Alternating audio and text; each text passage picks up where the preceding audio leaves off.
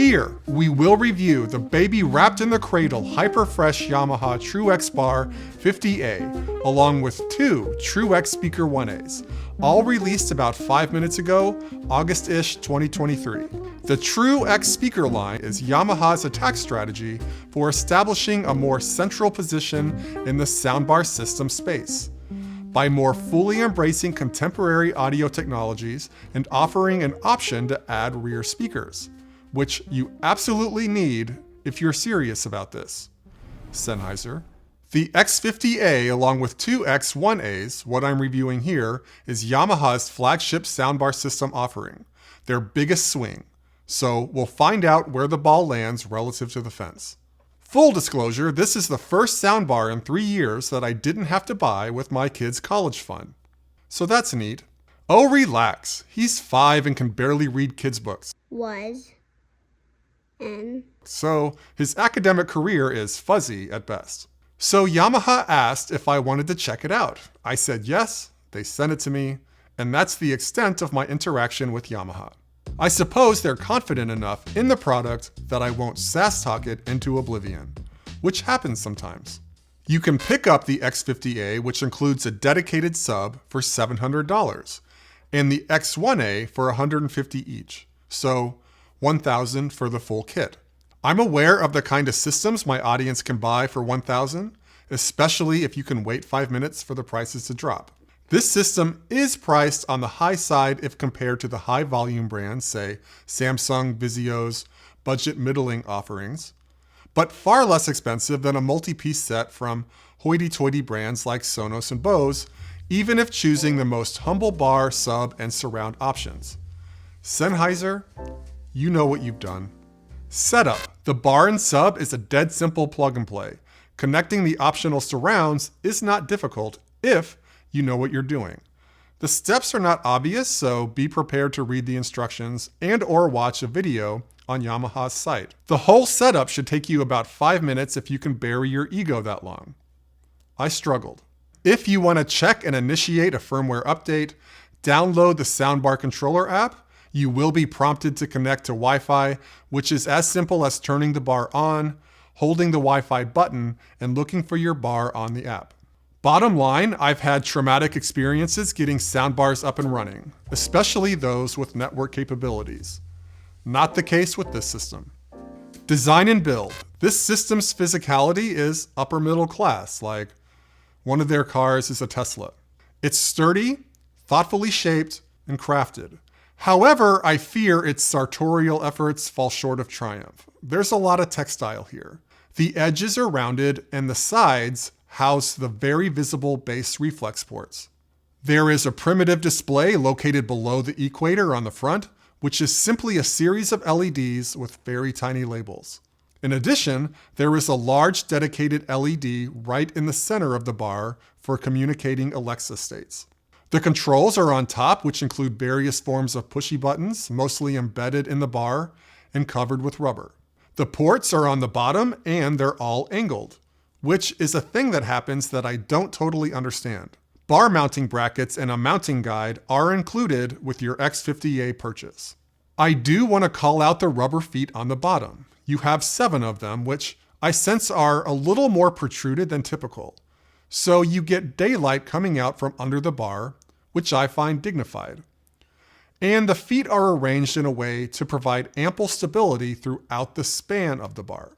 The sub, like the bar, it feels solid, made of a higher tier textured plastic. And there is a big cloth grill covering one side with a plastic Yamaha logo embedded on the top left, which is kind of an aesthetic save. The reflex port is not on the same side as the power port and status indicators, which, for modesty reasons, it's common to hide all of that in the back. Not happening here. Loud and proud and upfront, that thing is. The sub, it's not diminutive. Height and depth-wise, it comes close, matches, sometimes exceeds flagship soundbar kit subs, including ARC, Samsung, LG, and Sony. What I suppose is the most eye-catching is how slim it is, which is a win for living room logistics, but maybe a cause for concern on how violent it can get. Per usual, we'll discuss that in greater detail in the sound quality section. The X1As. Like the rest of the system, you have a nice, solid, dense feel. Though, good gracious me, if these are not the most adorable little critters I have ever seen. I asked my wife to come check it out and tell me if my speakers are super cute. She stared for a few seconds begrudgingly, smiled and said yes, and walked away. They are little rounded cuboids with cloth wrapping pretty much all the way around the equator. There are bar-style controls on top, as these can be used as freestanding Bluetooth speakers as well. There is a mounting hole and a USB-C port in the back for charging, though there is a built-in battery, so they can operate without an external power source.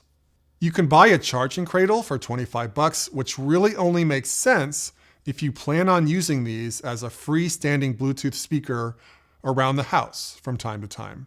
You know, on that lazy Saturday when you're taking the time to learn how to cook shakshuka today. Or whatever. I have a sneaky suspicion that most of my viewers do not want their surround speakers gallivanting throughout the house. I have a sneakier suspicion that the rest of your family feels differently.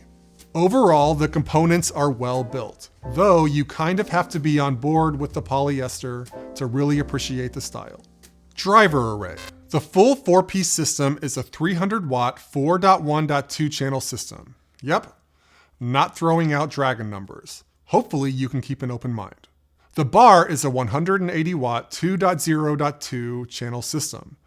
On the bar, you have 6 30-watt woofers. How are these 6 woofers arranged?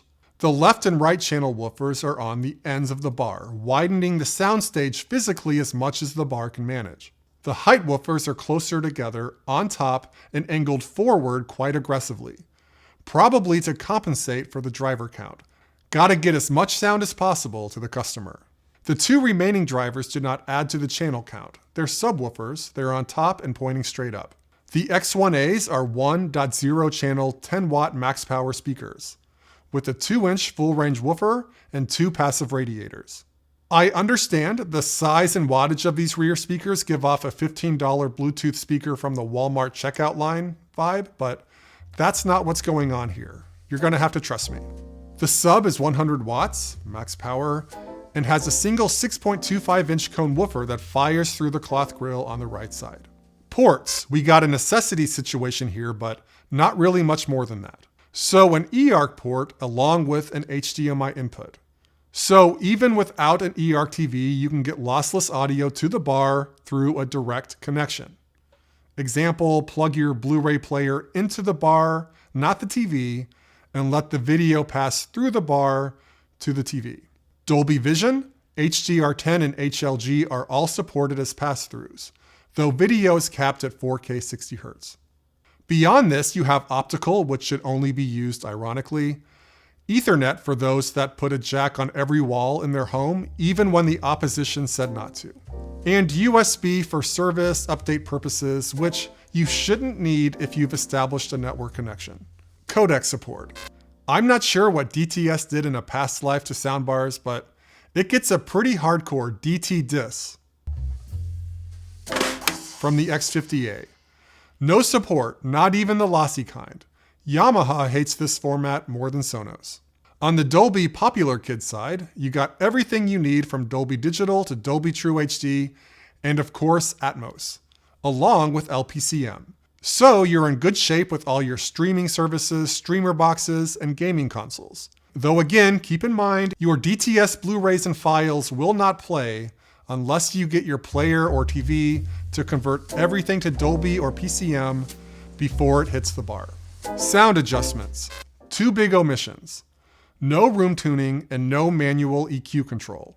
Channel level controls are limited to woofer and surround, so no channel level adjustments on the bar like height level. Though you can control the rear speakers separately, which is handy if they're not placed symmetrically based on your favorite spot. There are 5 sound modes. Stereo, best suited for faithful music playback, the rears are excluded. Standard, intended for casual viewing, TV shows, sports.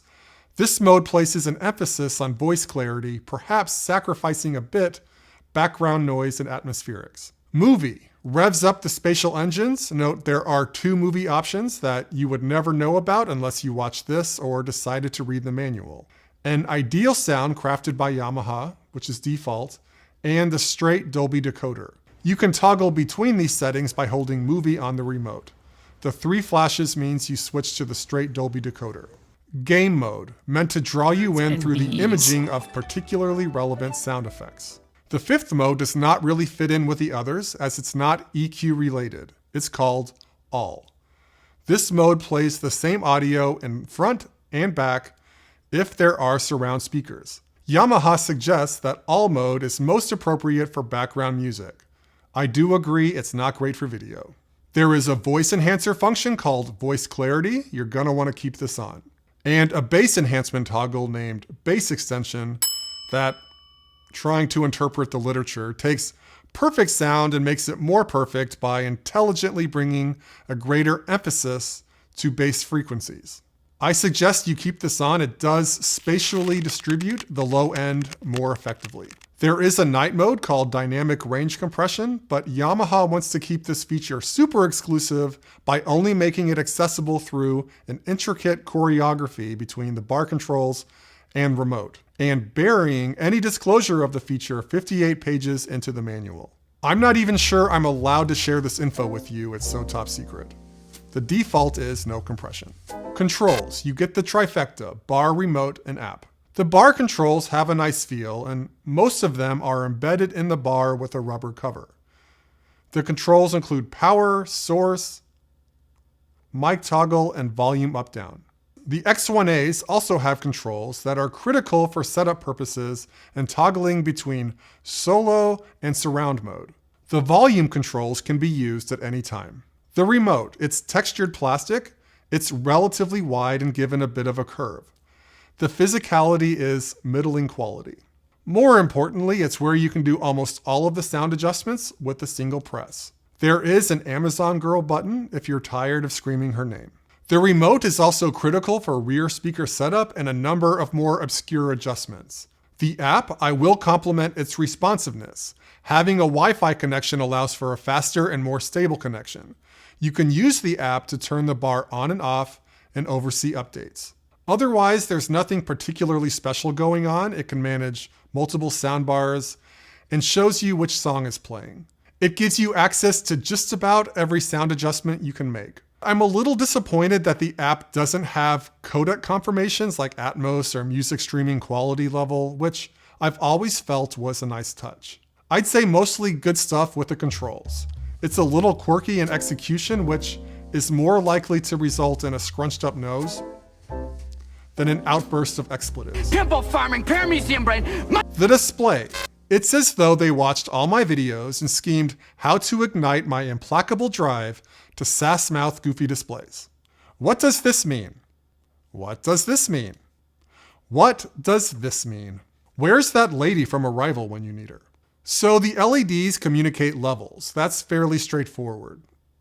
But when levels are not being changed, each LED is associated with a particular state, such as source, voice setting, updating. You, more or less, need to have a makeout session with this bar to get close enough to read the labels for each LED. Amongst the mystery, you can get your Dolby Atmos confirmation by holding the info button on the remote and confirming that the TV LED is red and the HDMI LED is off. You get the idea. Bless your dear heart X50A display. And at least you're not on top of the bar. Wireless connectivity, a strong point for this system. Bluetooth, AirPlay 2, Spotify Connect, and Tidal Connect. So everyone can get their audio on this device wirelessly. You're obviously better off with an iOS device rolling with AirPlay than Bluetooth, but Spotify and Tidal Connect can pick up some slack, streaming audio direct from the streamer servers, giving you a higher level audio quality than Bluetooth, and freeing your phone audio where AirPlay and Bluetooth monopolizes it.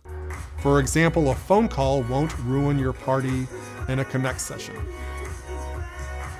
Keep this in mind. When streaming audio, the rear speakers play as full, not ambient, which is maybe not what you want if sitting in the captain's seat. If you want music to act more like a movie, you gotta go through HDMI. So a music app on a streaming box like Roku or an Apple TV. Voice assistant, we have another bright spot. We have Blue Girl. The bar has a solid microphone, and I found that the requests were granted promptly. Alexa, play music. Here's Spotify.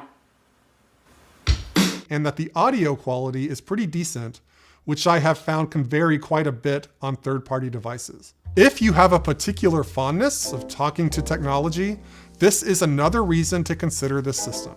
Sound quality. Overall impression, I'd say well on the positive side. Yamaha uses the 9 total drivers to create an impressively wide soundstage and voluminous bubble, all while maintaining sound integrity. I think you're going to be surprised on that front. I didn't sense that to achieve the effect, there was some broader sacrifice that made the sound thin or hollow. One of the first scenes that touched me, it was consensual, I approved, was an orchestral piece in The Batman when patrons were entering the church for the mayor's funeral. It was just surprisingly beautiful. Stirring, non-centralized. Yamaha knows how to render orchestral music as though it's in a concert hall, giving it an atypical amount of spirit and energy. Probably related, I noticed that the effects and atmospherics just lingered a little longer than on other systems. Sticking with The Batman, the crunchier parts of the church car crash, so the metal clanking and scattering debris, just floats, and diminished slowly as it moved off to the periphery. This effect makes the scene bigger and feel more lifelike. This audio system serves up a stimulating sound, particularly in movie mode. It's not natural, but hypernatural. Arm hair raising, the creaks and knocks and punches, engine revs, explosions, bullets, are highly textured and distinct. But I never classified any of it as harsh. Some more scenes to check out. Baby Driver opening scene, you get a strong front-rear interplay with great space and directionality.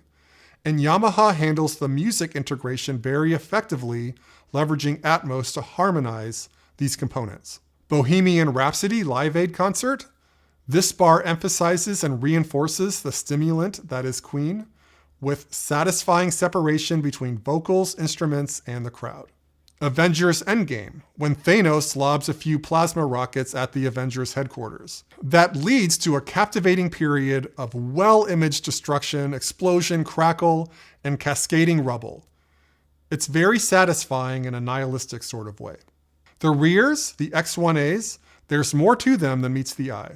Most importantly, they coordinated well with the bar and sub. I definitely did not get some sort of good sound front, bad sound back impression. High level, I would say they get the job done. They enable an undeniable higher tier Atmos, broaden the soundstage, unlock the bubble.